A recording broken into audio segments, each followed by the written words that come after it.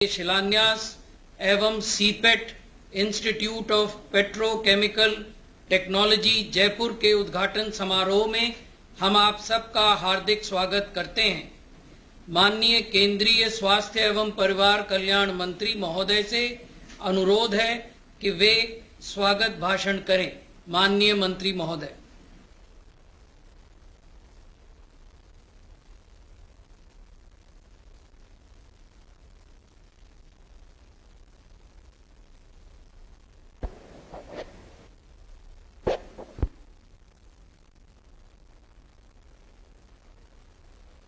राजस्थान में 4 medical college के शिलान्यास के अवसर पर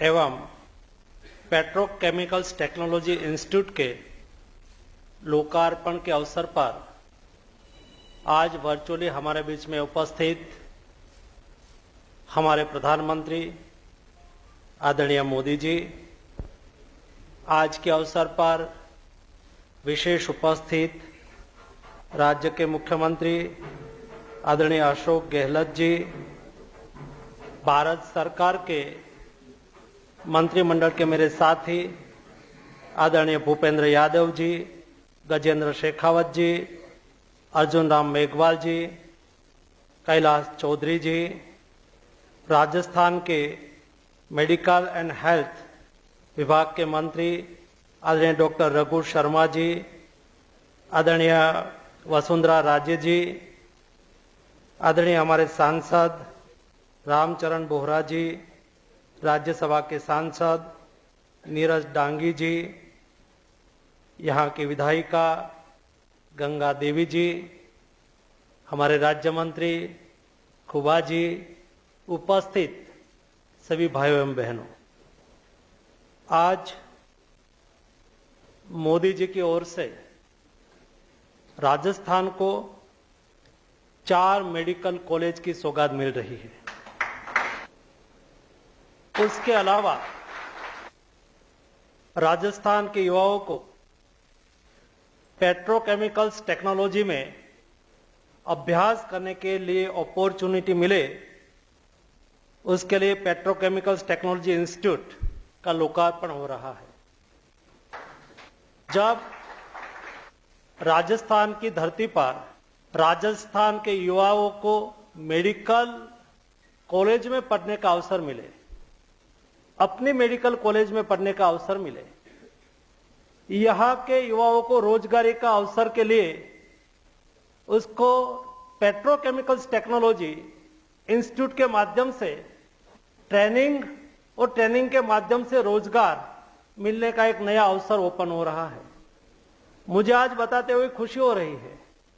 मेडिकल सेक्टर एक ऐसा सेक्टर है और पहले सालों में मेडिकल सेक्टर को हेल्थ के साथ नहीं जोड़ा गया था और हेल्थ को डेवलपमेंट के साथ नहीं जोड़ा गया था। डेवलपमेंट के साथ हेल्थ को जोड़ने की शुरुआत मोदी जी ने गुजरात से की है। मुझे याद है मोदी जी को गुजरात में मुख्यमंत्री का ओथ लेने के बाद आज जब 7 अक्टूबर हो रही है, तब 20 साल सरकार का हेड होने का 20 साल पूरा हो रहा है। मतलब गवर्नमेंट हेड करने का 20 साल का एक लंबा अनुभव, और उसकी शुरुआत जब गुजरात से हुई थी, उस वक्त मोदी जी ने गुजरात में सबका साथ सबका विकास का एक मंत्र दिया था। वो एक ऐसा मंत्र था जो सर्वसमावेशी था।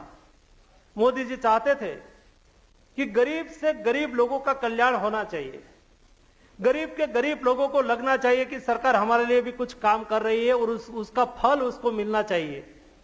और इसलिए सबका साथ सबका विश्वास, सबका साथ सबका विकास, यानी कि सब लोगों का साथ मिले, सब लोगों को समान अवसर मिले, सब लोगों तक सरकारी योजना का लाभ मिले, सब लोगों तक हेल्थ सुविधा मिले, सब लोगों तक सरकारी योजना पहुंचे। और इस मंत्र से गुजरात में हेल्थ सेक्टर को आगे बढ़ाने की कोशिश हुई थी, मैंने देखा है। गुजरात के दूर सुदूर क्षेत्र, हमारे यहां ईस्टर्न पार्ट में उमरगाम से अंबाजी तक, जो राजस्थान से छटा हुआ क्षेत्र था, वहां हेल्थ सुविधा नहीं पहुंची थी। वहां हेल्थ सुविधा पहुंचाने के लिए एक क्षेत्र तक एम्बुलेंस कैसे पहुंचे? मां अमृतम योजना, आज आयुष्मान भारत योजना के तहत सारे देश को लाभ मिल रहा है। उसकी शुरुआत जब गुजरात में हुई, वो मां अमृतम योजना से हुई। मां अमृतम योजना क्या थी? कोई गरीब व्यक्ति, उसके यहां पैसा नहीं होता है, आर्थिक सुविधा नहीं होती है, और उसको जब कोई बड़ी बीमारी आ जाती है, बीमारी किसी को पूछ के तो नहीं आती है, गरीब को भी यहां भी आती है, अमीर के यहां भी आती है। और उस वक्त मोदी जी ने सोचा था कि गरीब लोगों को भी बेहतर स्वास्थ्य सुविधा मिलनी चाहिए, और गरीब लोगों को बेहतर स्वास्थ्य सुविधा के लिए मां अमृतम योजना के माध्यम से एक मां कार्ड दिया गया था। ये मां कार्ड से गरीब लोगों को बिना खर्च से राज्य सरकार की तिजोरी से उसका इलाज होता था। आज ये योजना आगे बढ़ के देश में उसका इंप्लीमेंटेशन आयुष्मान भारत योजना के तहत हो रहा है। और ये भी आयुष्मान भारत योजना मोदी केयर योजना के नाम से भी देश में जानी जाती है। ये योजना कैसी है? हमारे यहां राजस्थान में भी उसका इंप्लीमेंटेशन हो रहा है, देश के शेष भागों में उसका इंप्लीमेंटेशन हो रहा है, उसका अमलीकरण हो रहा है। आज तक 2 करोड़ से ज्यादा लोगों को आयुष्मान भारत योजना से 5 लाख तक का इलाज मुफ्त मिलने का अवसर मिला। 5 लाख रुपीस का इलाज मुफ्त मिलना, यानी कि सरकार उसका खर्च सरकार की तिजोरी से दे दे, एक सामान्य और गरीब लोगों के लिए बहुत बड़ी बात होती है। ये योजना को विस्तार करके anywhere everywhere, Modi care anywhere everywhere, यानी कि राजस्थान के कोई स्टूडेंट यहां से बेंगलोर में पढ़ता हो और उसको कोई वहां ट्रीटमेंट करानी है, और वो आयुष्मान भारत का कार्ड है, वहां उसको इलाज मिल जाएगा। एक राज्य कोई मजदूर मजदूरी के लिए दूसरे राज्य में जाते हैं और वहां रहते हैं, तो वहां भी उसके पास आयुष्मान भारत कार्ड है, उसका इलाज वहां हो जाता है। इस तरह से मोदी जी ने हेल्थ को डेवलपमेंट के साथ जोड़ के जब उस वक्त सबका साथ सबका विकास की कल्पना की थी, उसका एक भाग ये भी था जिसमें गरीब का पैसा बचे, गरीब के जेब में पैसा बचेगा तो उसका उपयोग अपने जीवन को अपर लाने में भी उपयोगी हो सकता है। वैसे ही उस वक्त मोदी जी ने हेल्थ कवरेज को गरीब लोगों के साथ कैसे जोड़ा, सबका विकास के साथ कैसे जोड़ा, उसका और उदाहरण है। मोदी जी ने गुजरात में चिरंजीवी योजना लागू की थी। ये चिरंजीवी योजना के तहत कोई मां बच्चा को जन्म देती है, या तो जब कोई मां के यहां डिलीवरी होती है, कोई बहन के यहां डिलीवरी होती है, तो डिलीवरी केवल सरकारी अस्पताल में ही गरीब लोग जाए और इलाज कराए, डिलीवरी कराए, ऐसा नहीं, लेकिन लोग भागीदारी से, और सरकारी अस्पताल में ही नहीं, प्राइवेट अस्पताल में भी उस कोई बहन बेटी की डिलीवरी हो और वहां सरकार उसको आर्थिक सहयोग कर दे। इस तरह से हेल्थ सेक्टर को डेवलप किया, हेल्थ सेक्टर को विस्तारा, उसका लाभ धीरे धीरे 20 साल तक यही सातत्यता से गुजरात से लेके सारे देश में उसका इंप्लीमेंटेशन आज मैं देख रहा हूं। देश में आयुष्मान भारत योजना का अमलीकरण हुआ, गरीबों को इलाज मिलना शुरू हुआ, लेकिन हर गरीब को इलाज सुनिश्चित करने के लिए डॉक्टर चाहिए, और डॉक्टर बनाने के लिए मेडिकल कॉलेज चाहिए। देश में 127 मेडिकल कॉलेज आज सैंक्शन की गई है और बन रही है। राजस्थान में भी 23 मेडिकल कॉलेज को अनुमति दी गई है। उसमें से 4 मेडिकल कॉलेज सिरोही, दौसा, हनुमानगढ़ और बांसवाड़ा का शिलान्यास हो रहा है। 2600 से ज्यादा स्टूडेंट को वहां एडमिशन मिलेगा। हमारे यहां स्वयं का एक हेल्थ इंफ्रास्ट्रक्चर बहुत तेजी से बढ़ रहा है, और ये राजस्थान में 2600 डॉक्टर हर साल बनेंगे और बाहर आएंगे। वो यहां राजस्थान के जनता की सुविधा के लिए, स्वास्थ्य के लिए काम करेंगे। आज गुजरात में राजस्थान के बॉर्डर के इलाके के लोग स्वास्थ्य के लिए उसको गुजरात आना पड़ता है। भविष्य में राजस्थान में ही राजस्थान के नागरिकों को ट्रीटमेंट मिल पाएगी, ये सुविधा राजस्थान में हो जाएगी। ऐसा इतना ही नहीं, देश में पहले एक दिल्ली एम्स हुआ करती थी, आज 22 एम्स बन रही है। 22 एम्स के माध्यम से टर्सरी केयर, बेस्ट इलाज देश के नागरिकों को मिले, इसके लिए मोदी जी ने सुनिश्चितता की है। और थोड़े दिन पहले आपने देखा होगा, लास्ट वीक में मोदी जी ने डिजिटल प्लेटफॉर्म के माध्यम से आयुष्मान डिजिटल प्लेटफॉर्म देश में लॉन्च किया। ये डिजिटल प्लेटफॉर्म से देश के नागरिक को अपने हेल्थ का रिकॉर्ड रखा जाएगा।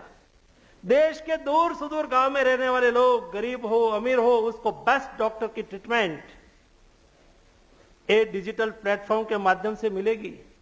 अगले दिनों में हेल्थ सेक्टर में जो बदलाव हो रहा है, ये बदलाव देश को आगे बढ़ाने के लिए, देश की प्रगति के लिए, जैसा मैंने प्रारंभ में कहा, हेल्थ को डेवलपमेंट के साथ जोड़ना बहुत बड़ी बात है। मोदी जी की बहुत बड़ी कल्पना, विचार है। जब देश के नागरिक स्वस्थ नहीं होते तो समाज स्वस्थ नहीं होते, और जब समाज स्वस्थ नहीं होते तो नेशन स्वस्थ नहीं हो सकता है। ये सोच आज से 20 साल पहले मोदी जी ने मां अमृतम योजना के माध्यम से गुजरात से शुरू की थी, और उसका फल आज देश के नागरिकों को मिलना शुरू हो गया है। और अगले दिनों में राजस्थान में इंस्टीट्यूट ऑफ पेट्रोकेमिकल टेक्नोलॉजी, यहां ये इंस्टीट्यूट का लोकार्पण जब प्रधानमंत्री जी कर रहे तब मुझे बताते हुए खुशी हो रही है। देश में एजुकेशनल इंस्टीट्यूट तो होती है, इंजीनियरिंग इंस्टीट्यूट तो होती है, लेकिन ये इंजीनियरिंग इंस्टीट्यूट में बच्चे पढ़ते हैं, उसका रोजगार कैसे सुनिश्चित किया जाए, और ये बच्चे पढ़ के उसको रोजगारी कैसे मिले, और एक क्षेत्र में रही इंडस्ट्रीज को उसका कैसे फायदा हो। इसलिए एजुकेशनल इंस्टीट्यूट को इंडस्ट्रीज के साथ कनेक्ट करने की बात आदरणीय मोदी जी ने कही थी। इंस्टीट्यूट टू इंडस्ट्रीज को कनेक्ट करना, उसका प्रतिबिंब सिपेट इंस्टीट्यूट में हम देख रहे हैं। देश में 42 ऐसी इंस्टीट्यूट चल रही है। पहले जब मोदी जी देश के प्रधानमंत्री नहीं हुआ करते थे, उसके समय के पहले की मैं बात बताऊं, उस सरकार के फंड पर निर्भर थी। मोदी जी ने आत्मनिर्भरता का मंत्र दिया, मोदी जी ने इंस्टीट्यूट टू इंडस्ट्रीज कनेक्ट की बात कही, और ये सोच का ये नतीजा निकला। आज ये 42 in the CIPET centre institute, उसके इलाके में रहने वाली छोटी मोटी इंडस्ट्रीज, वो इंडस्ट्रीज का प्रॉब्लम सॉल्व करते हैं, उसका टेस्टिंग फैसिलिटी देते हैं, उसको और कोई प्रोजेक्ट देना है तो ये सिपेट इंस्टीट्यूट को देते हैं, और सिपेट इंस्टीट्यूट धीरे धीरे ट्रेनिंग भी देने लगी, उसका प्रॉब्लम भी सॉल्व करने लगे। छोटी छोटी एमएसएमई होती है तो उसके पास समय नहीं होता है, उसके पास इतना फाइनेंशियल सिचुएशंस में उसकी स्ट्रांग नहीं होती है जो रिसर्च में समय लगाए, वो प्रोजेक्ट दे देते थे सिपेट में। और आज ये 42 सिपेट, 42 सिपेट आत्मनिर्भर है, सेल्फ सस्टेन है, उसको सरकार का कोई पैसा नहीं चाहिए, वो स्वयं अपना उपार्जन करते हैं, और एक साल में 1 लाख स्टूडेंट को ट्रेनिंग 3 महीने, 6 महीने, 1 साल, डिप्लोमा, डिग्री, पीएचडी तक एजुकेशन देते हैं, और उसमें से 95% लोगों को प्लेसमेंट मिल जाता है, रोजगारी मिल जाती है। एक देश के प्रधानमंत्री जी की सोच का यह नतीजा है। आज मुझे खुशी हो रही है, राजस्थान में 4 मेडिकल कॉलेज का शिलान्यास हो रहा है, और युवाओं को रोजगारी देने वाले एक इंस्टीट्यूट का लोकार्पण हो रहा है। इस अवसर पर मैं सम्मानीय प्रधानमंत्री जी का स्वागत करता हूं, और हमारे साथ वर्चुअली जुड़े हुए सभी महानुभावों का हार्दिक हार्दिक स्वागत करता हूं। धन्यवाद महोदय। अब हम सादर अनुरोध करते हैं माननीय मुख्यमंत्री राजस्थान से कि वे अपना संबोधन करें।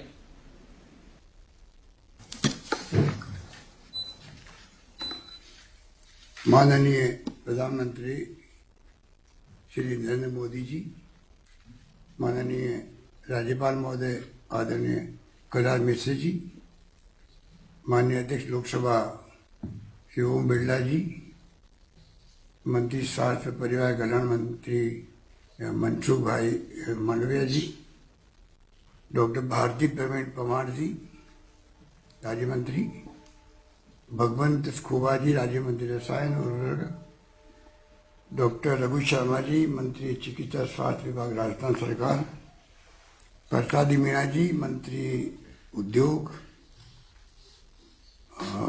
श्रीमती वसुंधरा राजे जी पूर्व मुख्यमंत्री, श्री गुलाब चंद कटारिया जी नेता प्रतिपक्ष, स्वास्थ्य राज्य मंत्री सुभाष गर्ग जी और तमाम उपस्थित हमारे केंद्रीय व राज्य मंत्रिमंडल के सदस्यगण, माननीय सांसदगण, विधायकगण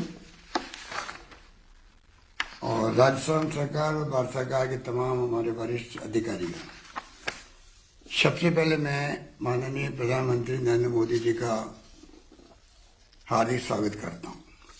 मुझे खुशी है कि उन्होंने 4 मेडिकल कॉलेज दौसा, हनुमानगढ़, बांसवाड़ा, सिरोही के शिलान्यास करने के लिए और इंस्टीट्यूट ऑफ पेट्रोकेमिकल टेक्नोलॉजी का शुभारंभ करने के लिए प्रोग्राम बनाना है का निश्चय किया और आज हमारे बीच में है। मुझे बहुत खुशी है कि मेडिकल के अंदर जो जिस प्रकार से पूरे देश के अंदर एक माहौल बना है पिछले 10 साल से, उसी का परिणाम है आज हम लोग 4 मेडिकल कॉलेज का शिलान्यास करना संभव हुआ। और मैं प्रधानमंत्री जी से कहना चाहूँगा कि राजस्थान वो राज्य बनने जा रहा है जहाँ पर 33 जिले हैं और 30 मेडिकल कॉलेज खुलने जा रहे हैं। उसमें 15 तो चालू हो गए हैं और 15 2023 तक चालू हो जाएंगे। उसमें से 4 का आप शिलान्यास करने जा रहे हैं। अगर हम इतिहास में जाएं तो 1947 के अंदर खाली पंडित नेहरू के वक्त में खाली एक SMS जयपुर का जो है सवाई मानसिंह अस्पताल, वो मेडिकल कॉलेज खुला था। उसके बाद में लगातार जो ये फैसले हुए हैं, यूपीए गवर्नमेंट हो चाहे एनडीए गवर्नमेंट हो, ये नई सोच पैदा हुई कि हमें मेडिकल कॉलेज हर जिले में बनाना चाहिए और उसमें हम लोग बहुत आगे बढ़ रहे हैं। और मुझे खुशी है कि जिस गति से ये मेडिकल कॉलेज पूरे देश के अंदर, अभी आपके मनसुख भाई बता रहे थे, वो बातें मैं आपको रिपीट नहीं करना चाहूँगा। पर अब जो पोस्ट ग्रेजुएशन के अंदर भी सीटें बढ़ाई गई है, MBBS की सीटें बढ़ाई जा रही है, मेडिकल कॉलेज खुल रहे हैं, तो मैं समझता हूँ कि आने वाले वक्त के अंदर हमारे देश के अंदर भी मेडिकल सुविधाओं का जो विस्तार, जिसकी सोच आप हम सबकी है, उसमें हम लोग कामयाब हो पाएंगे। एक इस मौके पर मैं निवेदन करना चाहूँगा कि 33 में से 30 जिले में खुल रहे मेडिकल कॉलेज खुल रहे हैं, पर हमारे यहाँ 3 जिले बहुत बैकवर्ड है, जालोर, प्रतापगढ़ और राजसमंद। अगर आप इस मुबारक मौके पर अगर आप सोच सके तो मैं चाहूँगा कि 3 मेडिकल कॉलेज के बारे में आप निर्णय करा सकें जो बच गए हैं, तो राजस्थान में हर जिले में एक मेडिकल कॉलेज खुल पाएगा और एक इतिहास बन जाएगा। इतिहास बनाने में आपकी आज की मुबारक मौके पर मैं समझता हूँ कि जो भूमिका है उसमें एक प्रकार से हमेशा के लिए याद रखा जाएगा। हमारे यहाँ जैसा अभी मनसुख भाई बता रहे थे कि मेडिकल में हम लोगों ने काफ़ी ध्यान दिया। शायद आपकी जानकारी में होगा कि हम लोगों ने पिछली बार सरकार हमारी थी तब हमने फ्री मेडिसिन, फ्री टेस्ट प्रारंभ किए थे और अब हमने कैंसर, किडनी व हृदय रोग के बारे में भी हमने दवाइयों का निःशुल्क व्यवस्था करी है। MRI CT स्कैन भी हमारे यहाँ सीनियर सिटीजन के लिए फ्री व्यवस्था कर रखी है। आयुष्मान भारत योजना जो अपनी मेडिकल की है, उसको हमने प्रयास किया है कि इसका थोड़ा विस्तार राजस्थान में किया गया। अब राजस्थान पूरे प्रदेशवासियों को हम लोगों ने जिस प्रकार से पहले SECC और NFSA का आपने अभी भी निर्णय किया है, नेशनल फूड सिक्योरिटी एक्ट को भी शामिल कर दिया आपने, उसके लिए तो आपका धन्यवाद। और राजस्थान में एक नया प्रयोग हमने किया है कि हमने इसका और विस्तार कर दिया, पूरे प्रदेशवासियों के लिए ये 5 लाख की योजना लागू हो गई राजस्थान के अंदर, चिरंजीव के नाम से भी है। और इसका बहुत बड़ा असर है क्योंकि सोशल सिक्योरिटी एक प्रकार से टाइम आ गया, हमें उसको और ज़्यादा आगे बढ़ाना चाहिए, क्योंकि हर व्यक्ति जो है, शिक्षा व मेडिकल 2 सेक्टर ऐसे हैं जहाँ पर हर व्यक्ति को अधिक से अधिक सोशल सिक्योरिटी के माध्यम से सुविधा मिले, ये हमारा प्रयास होना चाहिए। और मैं समझता हूँ कि उस दिशा में आप आगे बढ़ रहे हैं और मैं समझता हूँ इस दिशा में और जितना संभव होगा वो हम लोग कर पाएंगे।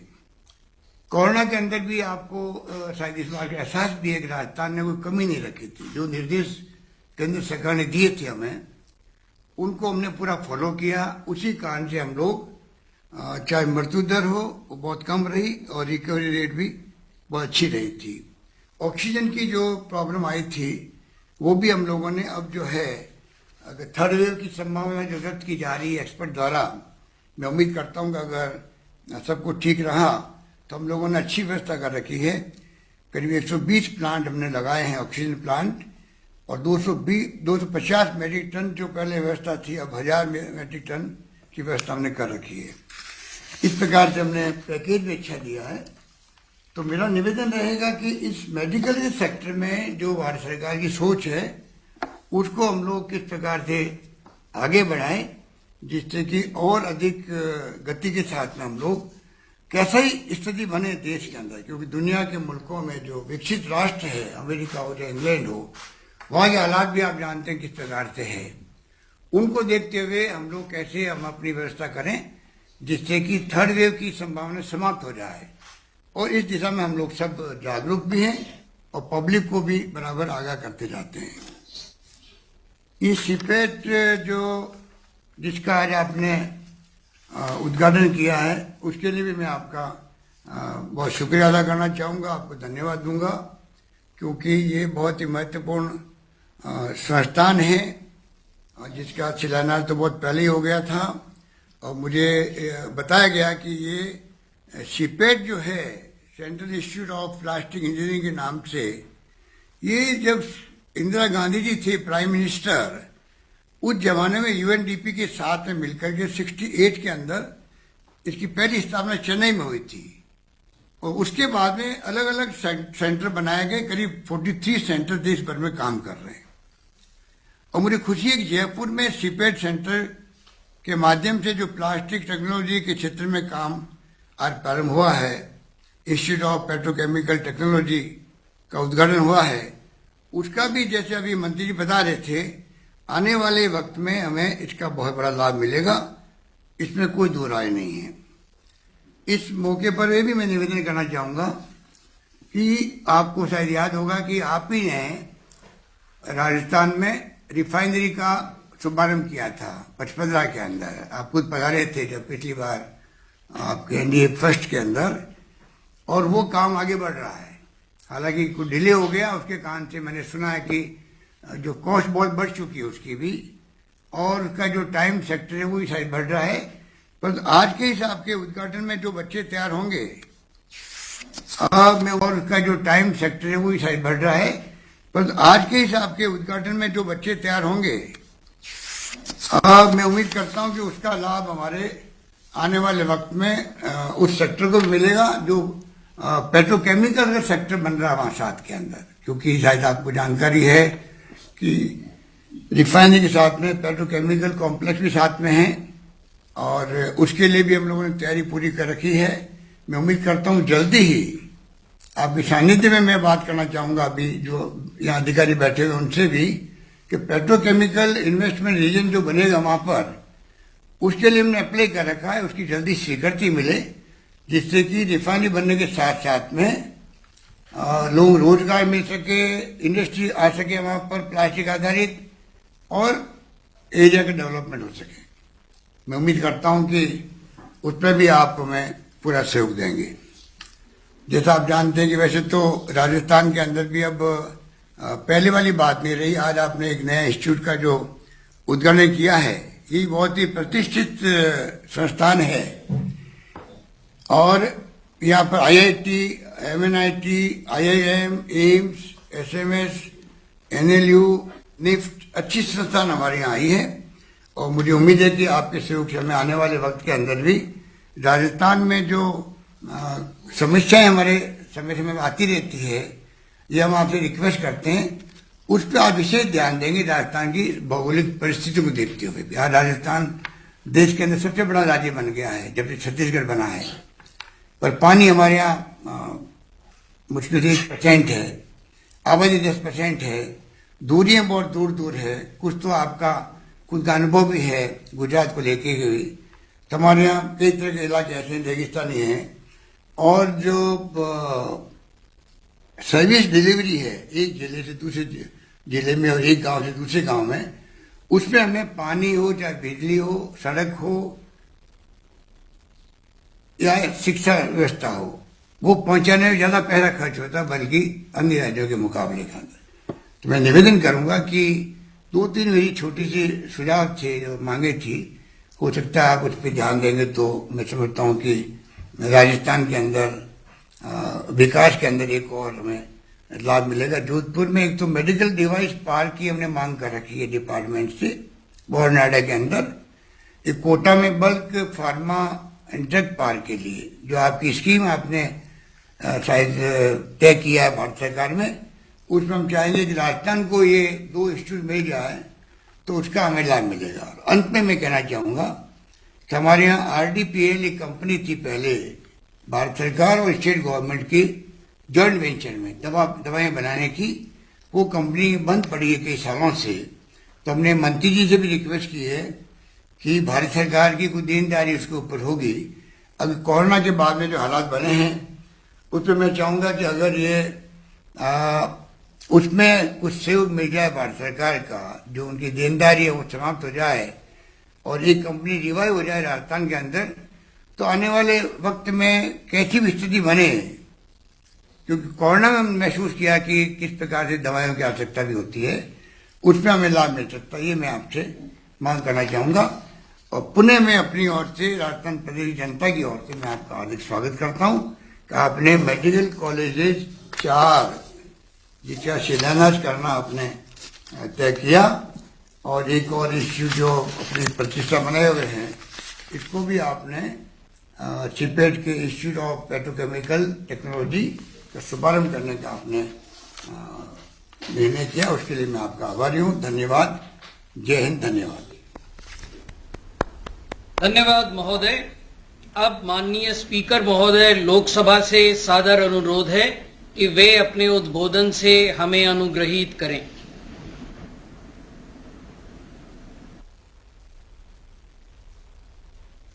राजस्थान के माननीय मुख्यमंत्री जी, केंद्र सरकार के माननीय स्वास्थ्य एवं रसायन उप मंत्री मनसुख मांडविया जी, केंद्र सरकार के सभी मंत्रीगण, राज्य सरकार के सभी मंत्रीगण, सभी जनप्रतिनिधिगण, विशिष्ट अतिथिगण, राजस्थान के सभी नागरिक बंधुओं, भाइयों और बहनों, इस अवसर पर मैं माननीय प्रधानमंत्री महोदय का हार्दिक अभिनंदन करता हूं और आभार व्यक्त करता हूं कि उन्होंने राजस्थान में 4 नए मेडिकल कॉलेज के शिलान्यास तथा जयपुर में सीपेट पेट्रोकेमिकल टेक्नोलॉजी इंस्टीट्यूट के लोकार्पण समारोह में समय निकालकर राजस्थान की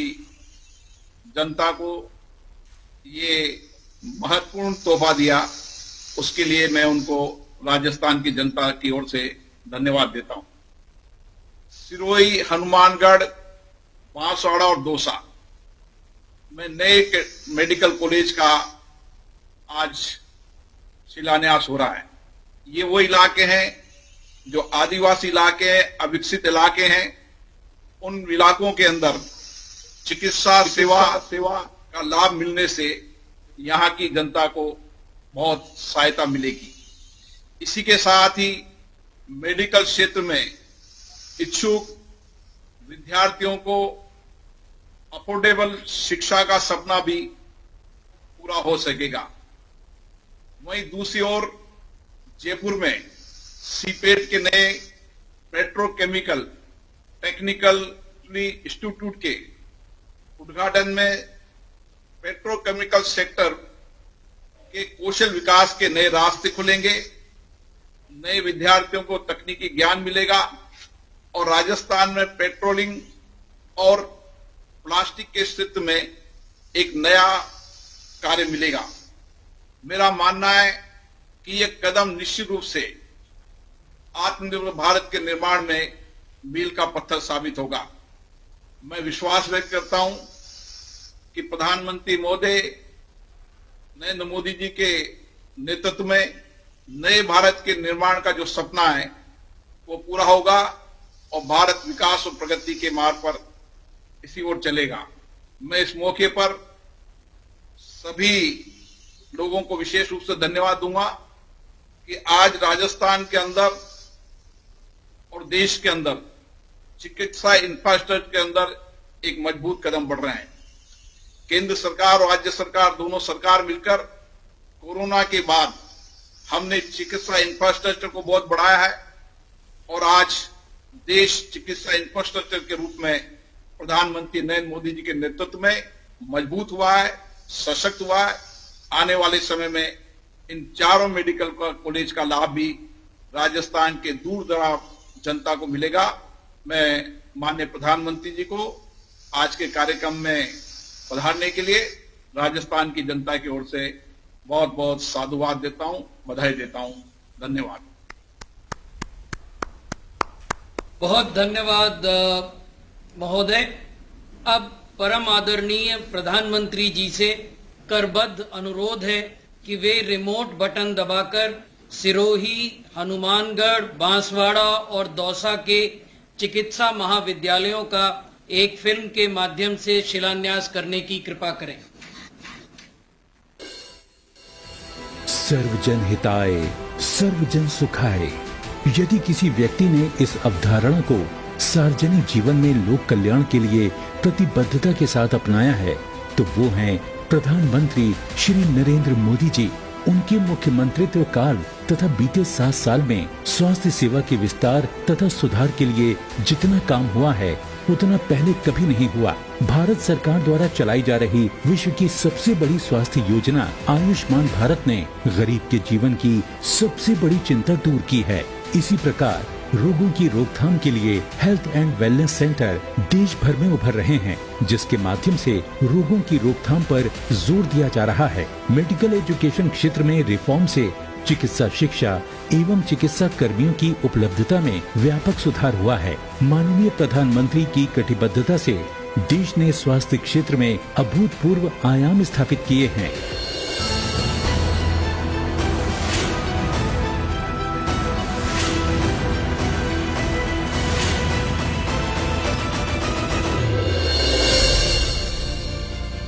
किसी भी देश में स्वास्थ्य सेवाओं को उपलब्ध कराने के लिए एक बहुत बुनियादी जरूरत है चिकित्सकों और पैरामेडिकल स्टाफ की उपलब्धता की। एक तरफ देश में मेडिकल एजुकेशन में सीटों की संख्या बढ़ाई जा रही है, वहीं इनमें एडमिशन से लेकर रेगुलेशन तक एक सीमलेस और ट्रांसपेरेंट व्यवस्था बनाई जा रही है। माननीय प्रधानमंत्री श्री नरेंद्र मोदी जी के ओजस्वी और दूरदर्शी नेतृत्व में भारत में चिकित्सा शिक्षा और स्वास्थ्य सेवा क्षेत्र में संस्थागत बदलावों के माध्यम से स्वास्थ्य सेवाओं को दूर दराज क्षेत्रों तक पहुंचाने के लिए कार्य किया जा रहा है। नेशनल मेडिकल कमीशन से देश में मेडिकल शिक्षा के विस्तार को गति मिलेगी, उसकी क्वालिटी में सुधार आएगा और करप्शन की शिकायतें दूर होगी। 2013-14 से पहले देश में कुछ मेडिकल कॉलेज थे और उनकी पहुंच में क्षेत्रीय असंतुलन था। इस असंतुलन को दूर करने के लिए जिला चिकित्सालयों को मेडिकल कॉलेज में बदलने का फैसला हमारे लोकप्रिय प्रधानमंत्री श्री नरेंद्र मोदी जी ने लिया।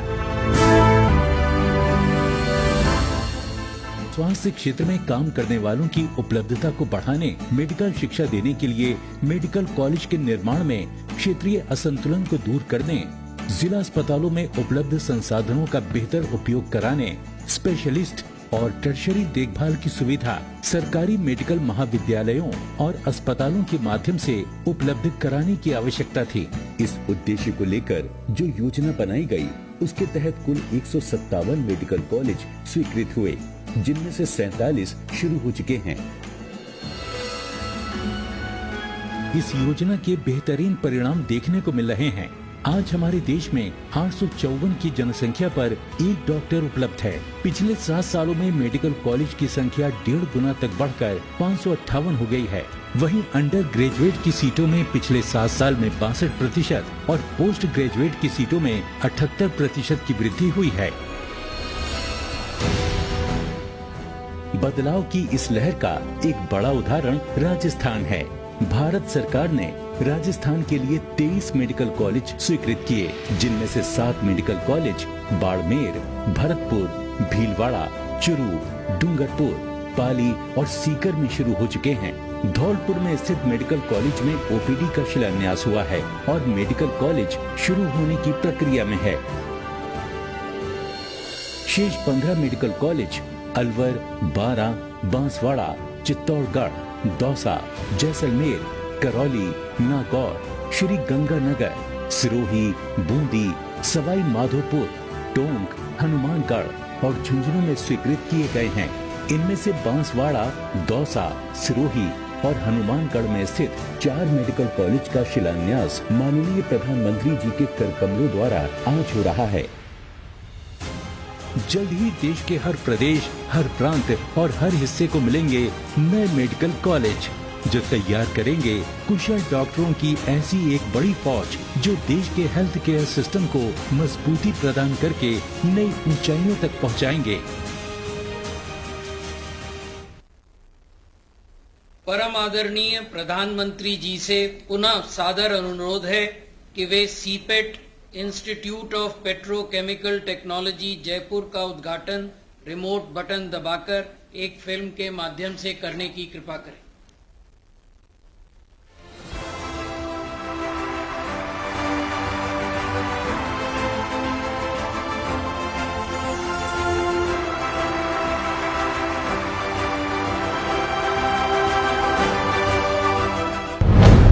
वर्ष यानी 2 दशक।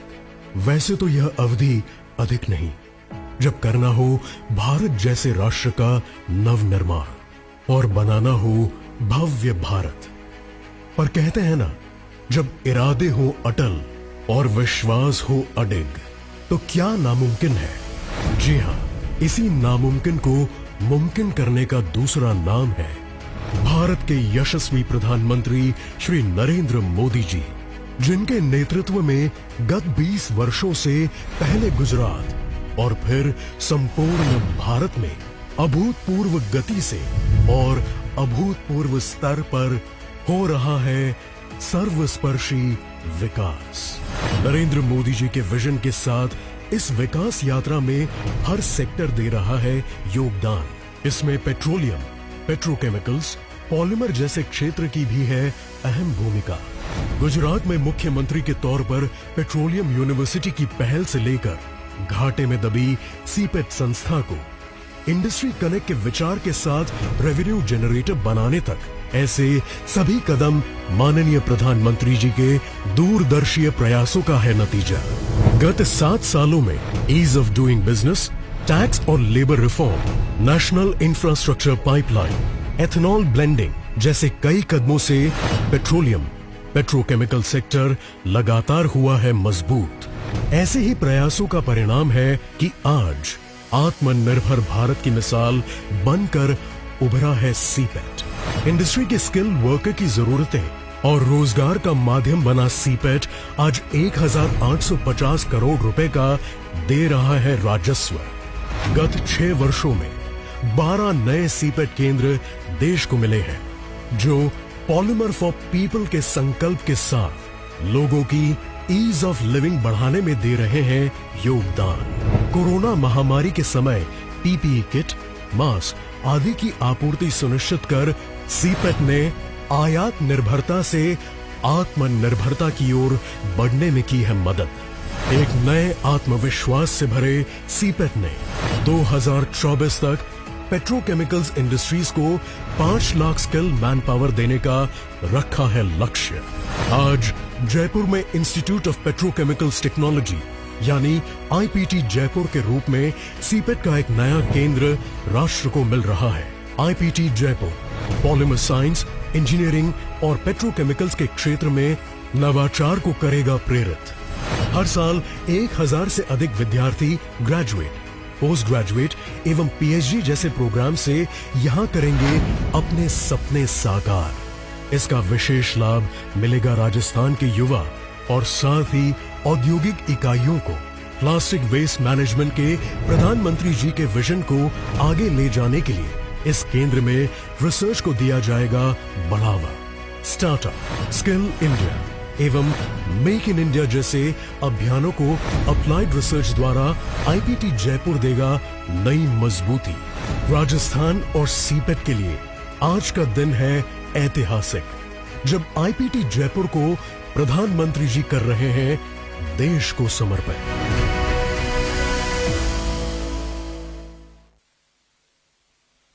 अब परम आदरणीय प्रधानमंत्री जी से अनुरोध है कि वे अपने आशीर्वचनों से हम सबका मार्गदर्शन करें।